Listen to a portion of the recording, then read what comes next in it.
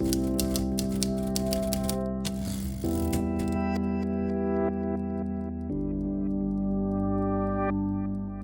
Témiscamingue regorge de faits historiques, de moments importants et de diverses actualités de tout genre.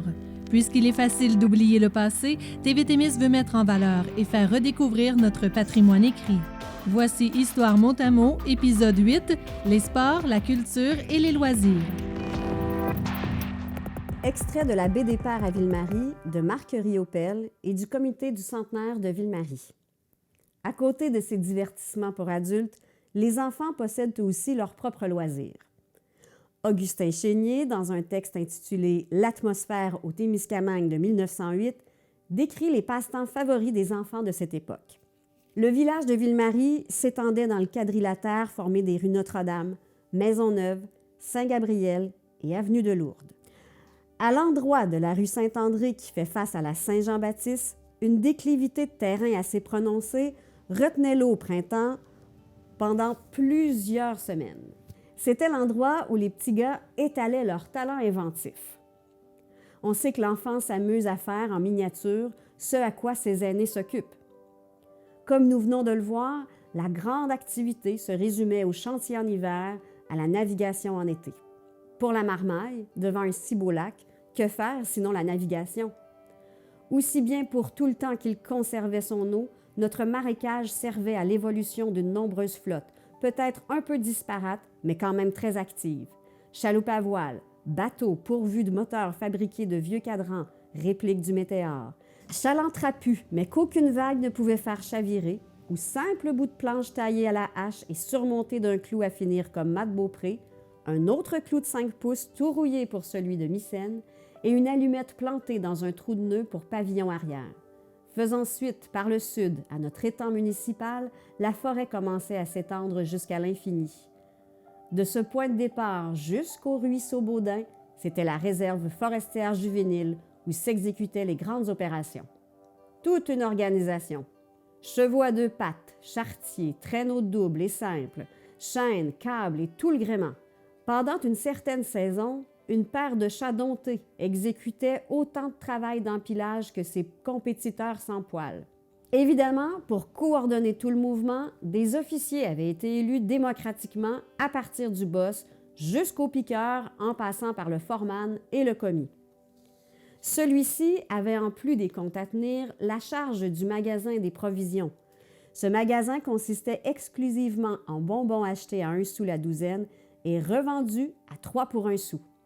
Les opérations commençaient après la saison de navigation municipale pour se terminer par une certaine nuit sans lune, spécialement choisie par un groupe révolutionnaire pour la mise à sac du magasin de provisions. Étonnant tout de même que les jeunes freluquets que nous étions alors n'aient pas pratiqué plus de 2 ou 3 fois le jeu qui consiste à se procurer la réplique imprimée d'un passant. Le jeu est pourtant simple et pratiquement sans risque pour les exécutants, pourvu qu'il se fasse un soir préférablement sans lune. Après un bon orage ou une bonne période de pluie tenace, la glaise détrempée est prête à recevoir toute empreinte du sujet qui lui est présenté. Une broche à foin attachée solidement à la souche de 2 arbres qui font bordure de chaque côté du passage glaiseux et le procédé est infaillible. Le premier promeneur qui se présente ne peut s'exempter de laisser dans la glaise pétrie une empreinte caractéristique de sa personnalité, les bras et les doigts tendus à l'avant dans un geste de protestation. Naturellement, la secte de cagoulards est à l'abri d'une clôture de l'autre côté du chemin pour vérifier la technique de l'opération. Degré de plongée, distance parcourue par la glissade avant l'arrêt, etc. Mais elle est là surtout pour constater de quelle personne il s'agit. Est-ce une femme, un homme, monsieur le maire ou monsieur le député? Voici un extrait de La Minerve, volume 28, numéro 1, février 2018, produit par la Société d'histoire du Témiscamingue. En avril 1946, les discussions pour la construction d'un cinéma moderne à Belle-Terre sont déjà entamées. On espère donner le contrat de construction incessamment. Les intéressés ont choisi pour raisons sociales le nom de Star Theatre Murg. Outre la salle de spectacle, l'édifice considérera plusieurs espaces pour bureaux et magasins.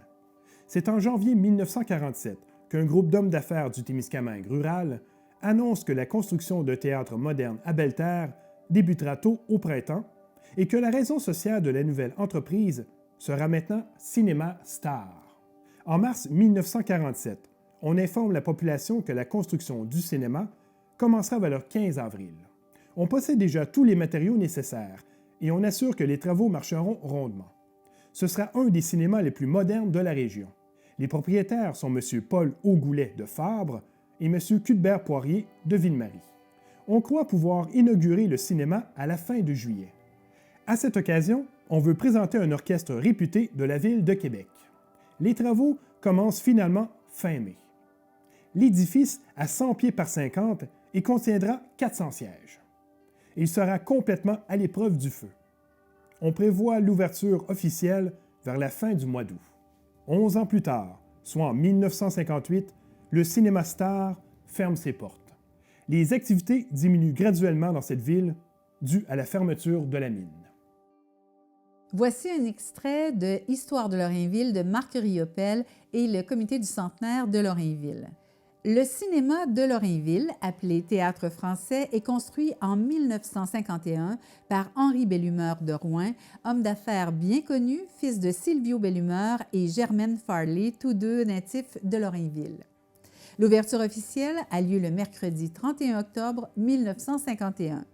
À ses débuts, le cinéma est ouvert 7 jours par semaine à raison de 2 représentations par soir. Il est important de mentionner qu'à cette époque, la télévision est inexistante dans les maisons. C'est une grande sortie pour les amoureux et les parents. Même les enfants ont la chance de voir des films en matinée certains samedis. Graduellement, les gens délaissent le théâtre français puisque le petit écran fait son entrée dans tous les foyers témiscamiens. On se rappelle aussi que plusieurs troupes de variétés se produisent sur la scène du théâtre français. Mentionnons entre autres les Jean Grimaldi, Olivier Guimond-Père, Rose Ouellette, surnommée La Poune, Roger Miron, Marcel Martel et Gilda, travesti bien connue. Tous ces gens nous font découvrir une panoplie d'artistes.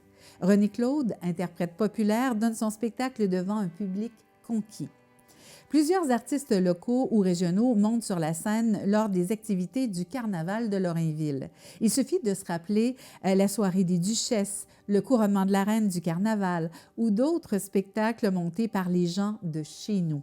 Pensons aux Lucien Bellemare et Séraphin Barrette dans le sketch Le discours du politicien, Wenceslas Sérard et son frère Amédée déguisés en personnes de race noire, Régent Paquin, imitateur d'Elvis et plusieurs autres.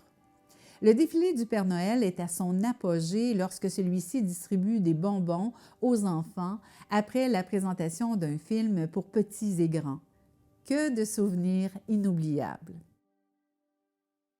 Extrait de La Minerve, volume 28, numéro 1, février 2018, produit par la Société d'histoire du Témiscamingue.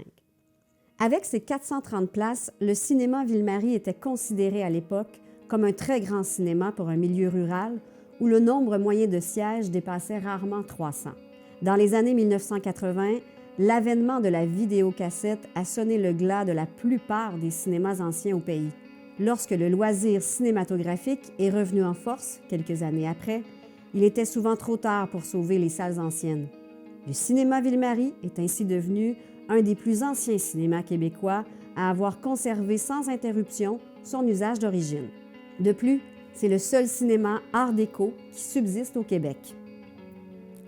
Le décor intérieur du cinéma Ville-Marie, quoique réalisé avec des matériaux simples et fragiles, comme le carton pressé, est encore aujourd'hui dans un état de conservation remarquable. Le plafond à réseau, une caractéristique de l'art déco, intègre des frises à motifs géométriques et un système d'éclairage indirect filtré par des panneaux de verre dépoli. Ici et là se trouvent des motifs de feuilles d'érable et d'autres symboles canadiens, comme le cerf. La feuille d'érable se retrouve en apothéose sur le grand rideau de scène, comme au sommet de la marquise de l'entrée principale. L'extérieur du cinéma Ville-Marie n'a jamais été complété comme l'avait souhaité son propriétaire constructeur. Comme sa construction s'est effectuée à l'époque de la Seconde Guerre mondiale, l'usage de beaucoup de matériaux était limité ou interdit. Prévu pour être recouvert de briques ou de crépi, le bâtiment sera de papier goudronné à imitation de briques. Dans les années 1970, ce revêtement unique a été remplacé par un agencement de 5 matériaux modernes différents qui cherchaient à mettre en valeur les volumes variés et arrondis de la façade. Les dispositions générales de la façade, sa belle marquise et ses vitrines, n'ont toutefois pas été modifiées. C'est aussi le cas des portes aux formes géométriques et des fenêtres en briques de verre, des éléments d'exécution remarquables, mais qui sont aussi des symboles de l'architecture moderne. Le propriétaire du cinéma idéal était M. Léonard Denis. Le cinéma a été construit par des gens des municipalités environnantes à des très petits salaires. Le clergé voyait d'un très mauvais œil la construction de ce cinéma. Le fils du propriétaire, Ghislain, habitant avec sa femme dans le logis en haut du cinéma, fait les projections de films au début. On dit que le premier film que les gens ont pu voir dans ce cinéma fut Lassie. Aujourd'hui, l'épicerie Centre d'alimentation Saguet occupe cet emplacement. Voici un extrait de la Minerve, volume 24, numéro 1, février 2014, produit par la Société d'histoire du Témiscamingue. Le corps de majorette Les Amazones de Notre-Dame-du-Nord fut fondé en avril 1970 sous la tutelle de l'Organisation centrale des loisirs, OCDL. Le comité, formé de 15 conseillères sous la présidence de Mme Réa Bourgeois, décidait du nom que porteraient les margerettes. Les Amazones. Le corps était constitué de 34 jeunes filles sous la responsabilité du tambour-major Mademoiselle Diane Quevillon. À partir de 1973, le corps de majorette a effectué des spectacles et des parades lors de Saint-Jean-Baptiste, de tournois de pêche, jeux régionaux, pageants, sans oublier les mini-pageants. Ces exhibitions regroupaient les 4 corps de majorette du Témiscamingue, les saphirs étoilés de Guigues, les étincelles de Ville-Marie, les Comalors de Lorrainville et les Amazones de Notre-Dame-du-Nord. Au début, les pratiques se tenaient au sous-sol de l'École Notre-Dame, devenu le pavillon Tête du Lac. Le lieu de pratique et l'entrepôt d'équipement se sont ensuite déplacés au gymnase de l'École Rivière-des-Quinze. Le corps de majorette s'est transformé en corps de trompette en 1977 avec l'aide financière de l'OCDL et du Club Richelieu, sans oublier les levées de fonds par les majorettes. Entre 1974 et 1980, on se relie un peu plus au reste de la province pour des fins de semaine d'études et des cliniques régionales. Grâce à ces rencontres, les Amazones ont réussi à développer de nouvelles techniques et à améliorer les parades et les spectacles. Les possibilités d'activité pour les jeunes se sont multipliées au début des années 1980. Le corps Les Trompettes, les Amazones, fut dissous en 1980 après 10 années bien remplies où maintes personnes se sont succédées pour offrir une activité enrichissante pour notre jeunesse. Voici un extrait de La Baie des Pères à Ville-Marie, 1886 à 1986, de Marc Riopel et le comité du centenaire de Ville-Marie. Le 7 janvier 1950, Radio-Témiscamingue inaugure officiellement sa station de radio. Cette journée-là, CKVM diffuse sa première émission à ses auditeurs du Témiscamingue et du Nord-Est ontarien. La cérémonie d'inauguration réunit les membres du conseil d'administration, quelques personnalités, dont messieurs Neil Larivière, député provincial, Maurice Lavigne, maire de Ville-Marie, le père Charles Laberge, curé de Ville-Marie, et l'abbé Louis-Zéphirin Moreau, curé de Saint-Bruno-de-Guigues. Après quelques mots de ces derniers, des artistes invités prennent la relève et divertissent les auditeurs. On retrouve Huguette Laporte, Roland Barrette, Gérald Guimont et Rachel Perron. M. Jacques Tremblay anime cette émission et M. Roch Demers agit à titre de technicien. CKVM établit sa programmation quotidienne, composée des émissions Bavardage musical à 9 h, avec le personnel du poste, Causons Mesdames à 11 h, animé par Mme Alice Dessureau-Étier, et le Témiscamingue rural à 12h30, sous la direction des agronomes locaux. Le jeudi à 20 h, Victor Dubrul anime Tournoi, réunissant des panélistes de diverses localités. Le radiothéâtre est présenté par les artistes animateurs de CKVM le jeudi à 20h30. Les troubadours de CKVM prennent l'antenne le vendredi à 20h30. Mademoiselle Yvette Filteau, Madame Benoît Gosselin animent Rêvons dans l'ombre le lundi à 20h. D'autres émissions s'ajoutent à cette programmation. Radio Jeunesse le samedi à 10h, animée par des jeunes de 4 à 12 ans. Regard sur le monde avec Marcel Ladouceur. forum d'éducation le dimanche à 12h45 avec des invités locaux, puis à 17h30, forum de la langue française avec Guy Burel et poésie diffusée à 21h30 avec l'animateur Louis Bilodeau. À celle-ci, d'autres s'y greffent. La prière du matin et du soir et le radio-hockey, animé par Louis Bilodeau. La radiodiffusion des célèbres pageants à la montagne de la grotte de Ville-Marie compte plusieurs auditeurs. Ces pageants sont joués en 1952, 1953, 1954 et 1955. Guy Burel signe les textes et la réalisation de ces émissions. Les émissions radiophoniques à CKVM englobent plusieurs aspects de la vie socio-économique de Ville-Marie et du Témiscamingue. L'agriculture, la religion, l'économie, l'actualité, la littérature, le sport, les jeunes, les femmes et la culture se succèdent sur les ondes à tour de rôle. De plus, une équipe d'animateurs participe à la vie culturelle de Ville-Marie et des autres localités. Deux troupes de divertissement se partagent le temps d'antenne, réservé au domaine culturel. La troupe CKVM et les troubadours CKVM. La première se compose de Louis Bilodeau, Alice Étier, Dr Émile Gaboury, Cécile Beaulac, Yvette Filteau et Jacques Tremblay. Elle réunit un groupe de chanteurs, comédiens, diseurs et présente des spectacles de variété. D'un autre côté, Paul Beauséjour, Yvon Lemire, André Beauséjour, Gérald Guimont, Aimé Robitaille et Paul Bélanger forment le groupe de musiciens et de chanteurs Les Troubadours. Louis Bilodeau, gérant du poste de radio, organise une tournée des localités du Témiscamingue avec les deux groupes culturels. Cette tournée s'effectue dans le cadre de la campagne de financement de la compagnie Radio Témiscamingue en 1952. Les comédiens et les comédiennes se déplaçaient alors de village à l'autre et présentaient leurs spectacles, dans le but d'inciter et de sensibiliser la population à investir dans leurs stations radiophoniques. Pendant ces 2 premières années d'opération, CKVM diffuse uniquement de la programmation régionale. Au mois d'août 1953, Radio Témiscamingue s'affilie au réseau Radio-Canada. En plus d'offrir un nouveau service aux Témiscamiens, l'affiliation au réseau d'État permet à la direction de CKVM de réduire la programmation locale, d'apporter des modifications dans le personnel et d'abaisser ses frais. En octobre 1954, le gérant du poste, Louis Bilodeau, embauche le premier animateur local, Armand Fontaine. Voici un extrait de La Baie des Pères à Ville-Marie, 1886-1986, de Marc Riopel et le comité du centenaire de Ville-Marie. Le journal Le Témiscamien n'est pas le premier hebdomadaire à paraître au Témiscamingue. Au début des années 1940, le journal Le Droit d'Ottawa fonde un hebdomadaire à Rouyn-Noranda nommé Le Progrès du Témiscamingue. Il dessert les régions de Rouyn-Noranda, de Ville-Marie et du nord-est de l'Ontario. Il s'adresse à la population française de ces secteurs. Le Progrès du Témiscamingue disparaît quelques années plus tard.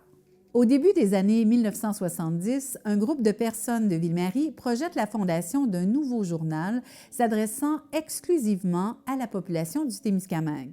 Le projet aboutit 4 ans plus tard. Le 27 juin 1974, un numéro hors série du journal Le Témiscamien paraît.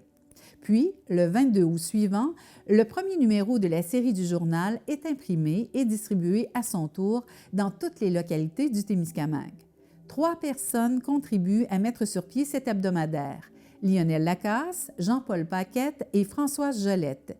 Ginette Raymond agit à titre de secrétaire du journal. En février 1975, Joline Lalonde se joint à l'équipe et remplace Françoise Jolette comme journaliste. Ils fondent une société sans but lucratif, le Témiscamien Incorporé, pour administrer et éditer le journal. La distribution est gratuite et l'entreprise se finance par les abonnements volontaires. Après quelques années, on décide de se transformer en société à but lucratif. Joline Lalonde et Lionel Lacasse deviennent actionnaires majoritaires de Publipresse Incorporée, nouvelle compagnie qui édite le Témiscamien. Le journal est dès lors vendu en kiosque et par abonnement. Le Témiscamien se donne comme philosophie de donner une information factuelle sur l'actualité socio-économique témiscamienne. Les nouvelles traitent de l'économie, des syndicats, de la politique, de la culture, de l'éducation, des sports, bref, de tout ce qui marque l'actualité au Témiscamingue. De plus, quelques chroniques sociales et historiques et des communiqués provenant de différents organismes bénévoles de la région s'ajoutent à l'information régionale. Ce média d'information fonctionne avec peu de ressources financières et humaines. Une seule journaliste couvre toute l'actualité, aidée à l'occasion par des pigistes et un photographe qui ajoute de la couleur au texte. En 1986, le Témiscamien compte sur un réseau de distribution plus important qu'à ses débuts. Le journal se vend en kiosque dans toutes les localités du Témiscamingue, à Rouyn et Noranda, en plus d'être distribué dans quelques villes du Témiscamingue ontarien. Plusieurs abonnés résident à l'extérieur de la région. Le tirage du journal Le Témiscamien s'élève à 3 900 copies hebdomadairement. Extrait du journal Le Témiscamien, 20 juillet 1983. Le projet d'expédition de canaux de Montréal à la baie James, annoncé au début de janvier, s'est maintenant concrétisé. En effet, une vingtaine de canotiers sont partis de Montréal le 23 juin pour se rendre à Moosonee, baie James, prendre possession d'un chargement de fourrure qui sera ramené jusqu'à la Sarre en Abitibi. Dernière étape de l'expédition en 1983. Cette expédition s'inscrit dans le cadre d'un projet de 2 ans, alors que l'an prochain, une nouvelle expédition, cette fois composée de 100 canotiers, entreprendra le périple de la Sarre jusqu'à Québec en marge des activités commémoratives du 450e anniversaire de la découverte du Canada par Jacques Cartier et plus particulièrement en marge de la Transat Québec-Saint-Malo. L'appellation Nouvelle-France, aujourd'hui Québec, prend tout son sens en 1983. Conçue autour de l'idée originale de souligner l'apport important du canot dans le développement économique et social du pays, l'expédition permettra aussi de mettre à profit l'utilisation du canot pour des fins scientifiques et techniques très actuelles et utiles pour la communauté. En effet, 3 programmes de recherche seront réalisés en cours de trajet. Le département d'éducation physique de l'Université de Montréal, la firme Les Consultants de Valleyfield et la Fédération québécoise de canot-camping superviseront respectivement des études au niveau de la santé, de la qualité des eaux et de la cartographie. Nouvelle-France, aujourd'hui Québec, fera escale à Témiscamingue le 19 juillet, au poste de traite du Témiscamingue, Ville-Marie, le 22 juillet et à Notre-Dame-du-Nord le 25 juillet vers 18 h. Costumés d'époque, les expéditionnistes manœuvrant des canots de 25 pieds, Rabasca, se feront un plaisir de faire quelques exhibits autant que de converser avec la population. C'est un rendez-vous pour tous. Voici un extrait du cahier NEDLEC de la Société nationale des Québécois de l'Abitibi-Témiscamingue. Jeudi 20 juillet 39, page 7. Plusieurs jeunes boxeurs du CYO de Noranda se sont rendus à NEDLEC vendredi soir dernier à l'occasion du 25e anniversaire de la fondation de la paroisse. Devant une foule de 400 personnes, les protégés de l'abbé A. Brouillard et de F. Conlon ont donné 7 combats intéressants. Le combat qui produisit le plus d'action au cours de cette soirée fut sans contredit celui qui mettait aux prises les 2 frères Courteau, Albert et Raymond. Même si la différence du poids était grande, les 2 frères y allèrent de toute leur force. Cependant, les 2 opposants ne furent pas seuls à attraper des coups au cours des 3 rondes, puisque l'arbitre, Frank Conlon, fut frappé à 4 reprises. Les spectateurs virent, à la 2e ronde, Conlon recevoir la droite de Raymond Courteau en pleine figure, l'envoyant dans les câbles de l'autre côté de l'arène. Le premier combat de la soirée mettait aux prises Jane Woods et Jean-Marc Courteau, tous 2 70 livres. Combat nul. Delphis Franche, 85 livres, obtint la décision des juges sur Doris Lagacé, 81 livres, dans la rencontre suivante. Lagacé substituait pour son frère qui ne put faire le voyage à cause de maladie. Doris, quoique n'étant pas en très bonne forme, donna une bonne exhibition. Ce fut ensuite un combat royal entre Marcel Franche, Doris Lagacé, Robert Primeau et Gérard Courteau. Courteau fut le premier à tomber, pour être suivi peu après par Primeau. Franche et Lagacé s'engagèrent dans un vrai combat, ne cédant pas un pouce de terrain. L'arbitre dut déclarer le combat nul. Frank Conlon de Noranda arbitrait, pendant que Alfred Perron de NEDLEC agissait comme annonceur. Voici un extrait de Sainte-Eugène-de-Guigue, 1911-2011, 100 ans au cœur des gens. L'histoire du tournoi de balle familial débute en 1987, l'année suivante des fêtes du 75e anniversaire de fondation de la municipalité.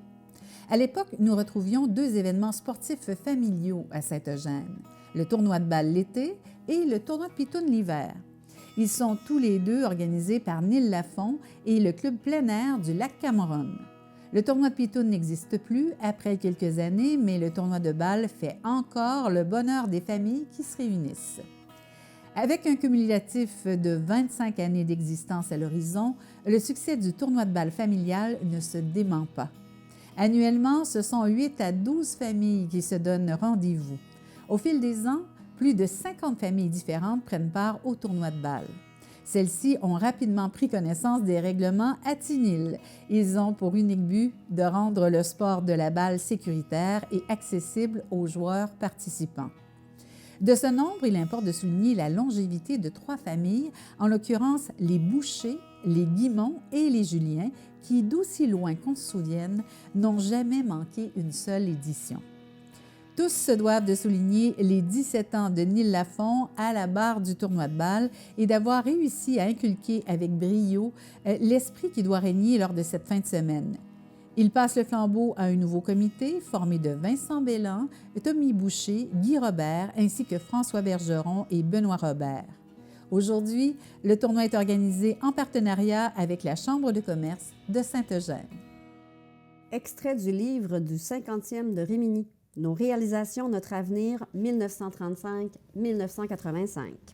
Dès l'arrivée, les pionniers ont été chargés de l'ouverture des routes dans les rangs. En date du 31 décembre 1936, le recensement mentionnait 19 000 de chemins ouverts ou en confection, 6 ponceaux, 22 calvettes et 4 000 de pontage en bois rond. Tout ce travail, effectué par des colons, était payé 25 cents de l'heure.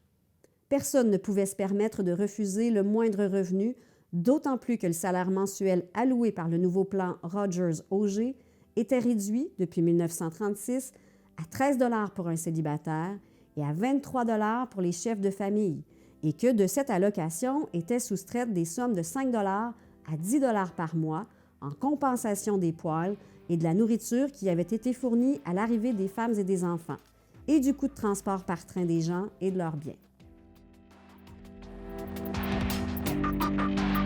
C'était Histoire Mot-à-mot, une production de TV Témis avec les voix de Dominique Fortin, enseignante. Mathieu Bourque, comédien amateur.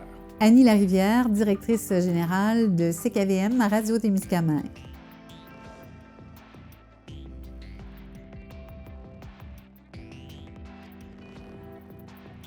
Ce projet est réalisé grâce au soutien financier du gouvernement du Québec et s'inscrit dans le contexte de la mise en œuvre d'une mesure du Plan culturel numérique du Québec.